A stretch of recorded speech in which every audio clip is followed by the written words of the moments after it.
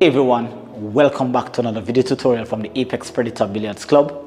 My name is Apex LNU, and in today's video we're going to be looking at a 8-ball scenario which can be extended to a 9-ball scenario.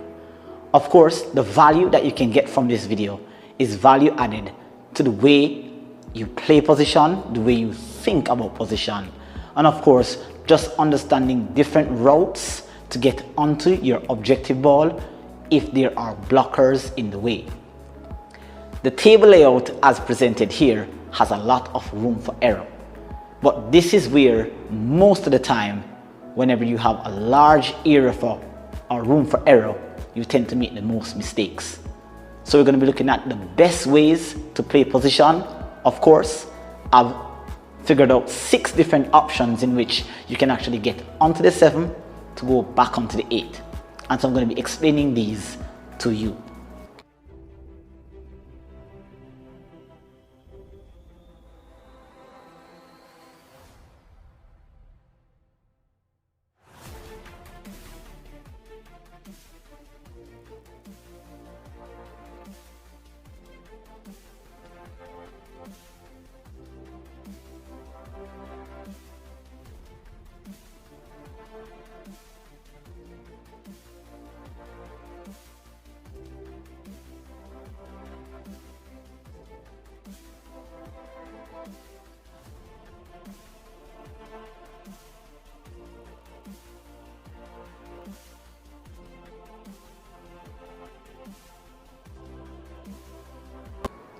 If you like the content that is being posted on my channel, consider subscribing to the channel, turning on your post notification bell, which is most important. If there's value, consider dropping a like, and please share it out to your pool communities out there so that others can learn from me and I can also learn from you. So let's get it, let's go, and let's add some more power to your positional game. Alright guys, so here's the table layout. We have the 6 that is near to the side. We have the 7 all the way down here that is hidden behind the 9. We have the 8 in the other half of the table, and so we have the 9 all the way down here. So of course the cue ball is going to be doing a lot of movement. But of course, what is crucial about running out this 8-ball or 9-ball rack is the position that you get on the 7. So if we go around here and we were to draw an imaginary line as steep as possible here, if I were to draw an imaginary line from the contact spot and extend it to the rail, you'll see that I created a triangular region right here. And this would be the region or the zone that I would like to land in. So of course, if I end up a bit steep, I can pocket the 7 and go 1 rails up for the 8. If I end up in between very steep and very flat, I can go 1, 2 rails and head high onto the short rail. Maybe depending on the speed, I might bump the short rail and back out for an angle. And if I end up extremely flat with almost little or no angle, then I can go 1, 2 rails, 3 rails back onto the 8. So the position on the 7 is going to be absolutely crucial in how you transition onto the 8 so as to get back onto the 9. So let's go ahead and execute this shot. Alright guys, so here's option number 1. Pocketing the 6 in the side. We're going to try to catch this rail here, and ideally I'd like to catch the edge or the vertex of the triangular zone so as to head into here with a very steep or steepish sort of angle. So here we go. I'm going to be using draw with a little bit of left, so this is low left spin. We're going to allow the spin to do the work, so we don't need to play the shot as hard.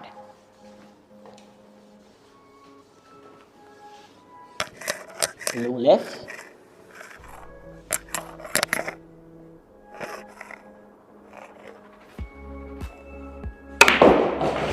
And let the spin do the work. So we have landed into the zone and we are just about in between very steep and very flat. So here I don't think we can go one rail I think it would be best if you pocket the 7 and go 1, 2, and perhaps head in this area here. So let's control the speed, and again this is just low left.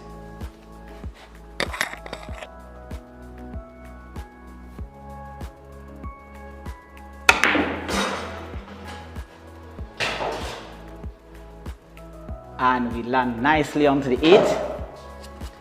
So we can easily now pocket the 8 if it's an 8-ball situation, and we would win the rack.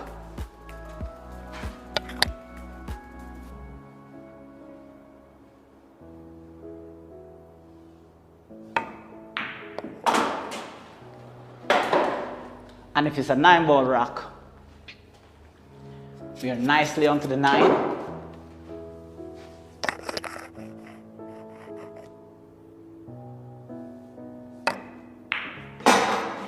For the out. So there you have it, guys. That is option number 1. Very nice clearance, very nice control on our cue ball, and very precise positional play. Let's have a look at option number 2. Alright guys, so here is option number 2. Again, ideally you'd like to pocket the 6 ball into the side, but let us just say, for example, there was a blocker here in the 3-rail route, or maybe there's a blocker somewhere here, or there's a blocker in the middle of the table preventing you from getting that sort of route or that sort of position.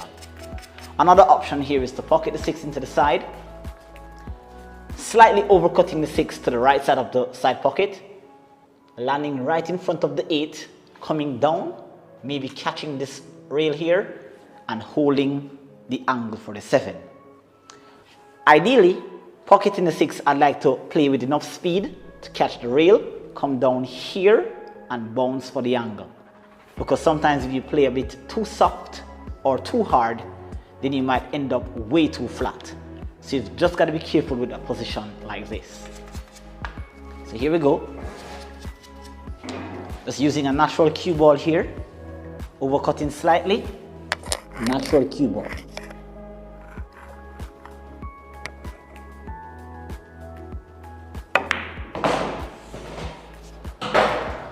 So you can see this cue ball is coming nicely into the zone. I'm just outside of the edge of that zone, but I have a very nice angle here that I can cut the 7 and simply just go 1 rail past the 9 up for the 8.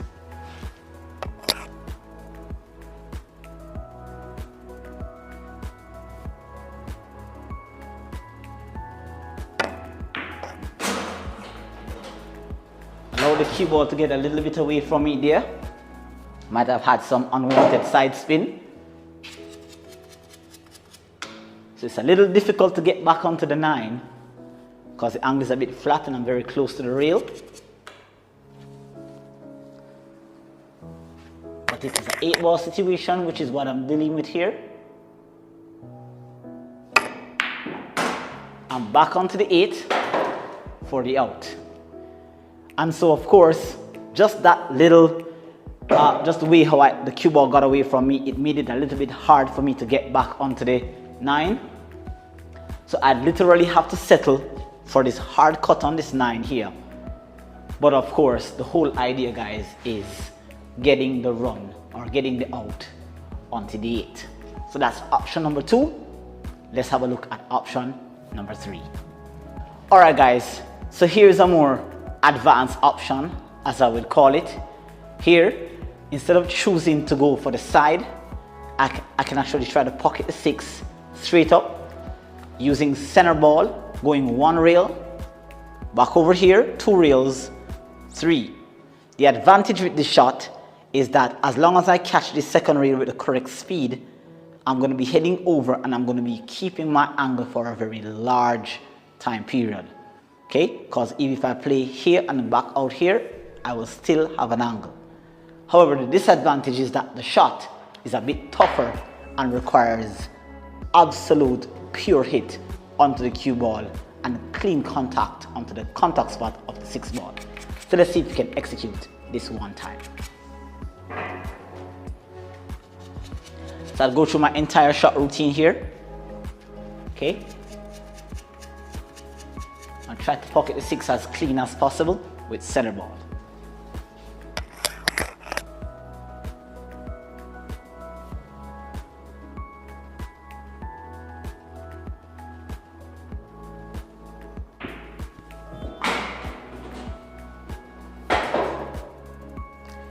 And there you have it, guys.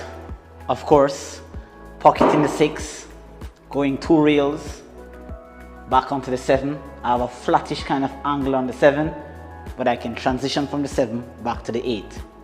In fact, I actually told you that I use center, but I actually didn't. It did take me a couple of tries, because when I tried to use center, I kept coming a bit deep.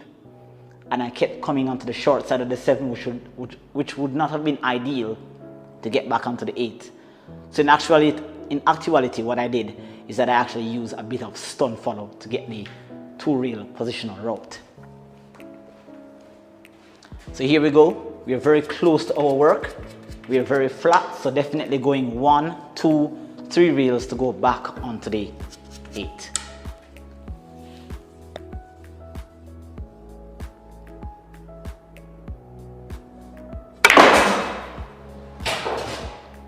Didn't have as much spin as I would like, which is why now I have a tough shot onto the 8. Should be able to make this though.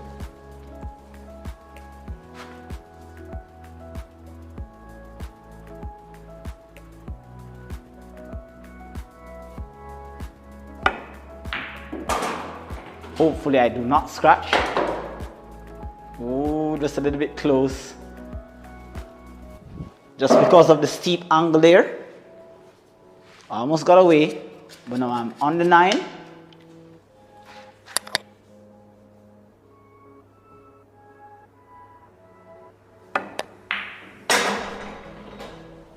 And that is the out for option number 3. Now that option is a tougher option, and like I said, it did take me a couple of tries to actually get the 1-2 reel route, because I had initially thought that I had to play center, but in fact, to get that 1-2 reel, it was just a tip or a half a tip above center. So that's option number 4. Let's look at 2 more advanced options, option number 5 and 6. Alright guys, this is actually going to be the last option, because all the other options are pretty much variances of option number 1 and 2. I'm just going to name them for you. Instead of using draw to catch here, here, and here, you could actually use just draw only. Instead of using draw with left spin, you can actually just use draw, catch here, here, and come into the zone, which is similar to option number 1. And of course, you could try to go into the side, catch here, come here, and come in this zone, which is a much more difficult shot, which I do not recommend. So the final option, which is the most advanced option, and not one that you'd use in this particular situation, but you can actually bank the 6 ball here into the corner, draw the cue ball back onto this reel, back over here for the 7. So let's see if you can execute this final option here, guys. So the object ball seems to be on the 61 or the 62-31 track line. I'm using draw, so here we go for the blank option.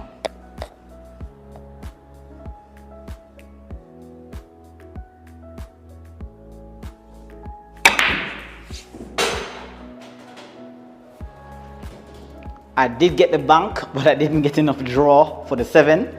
Let's try that one more time, guys.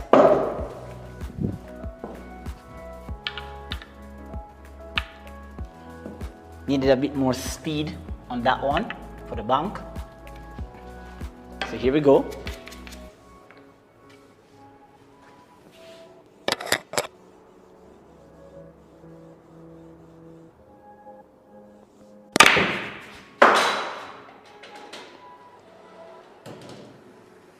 Alright, so there you have it, guys.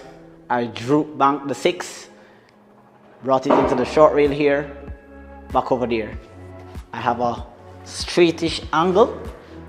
It's a little bit difficult to get back onto the 8, but I should be able to cheat the pocket slightly. Go 1, 2, use the spin to get back onto the 8. So let's see what we can do with this. It's a bit straight, guys. So let's see here. Need to generate as much spin as possible.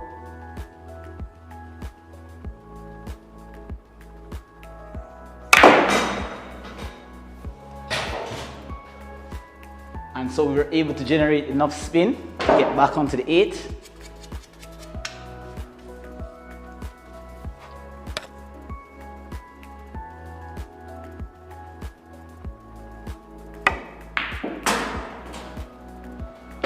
So if it was an 8-ball scenario, we would be out. Unfortunately, I didn't play enough speed onto the 8 to get back onto the 9 for an ideal shot. But hopefully, I should be able to execute this shot here on the 9.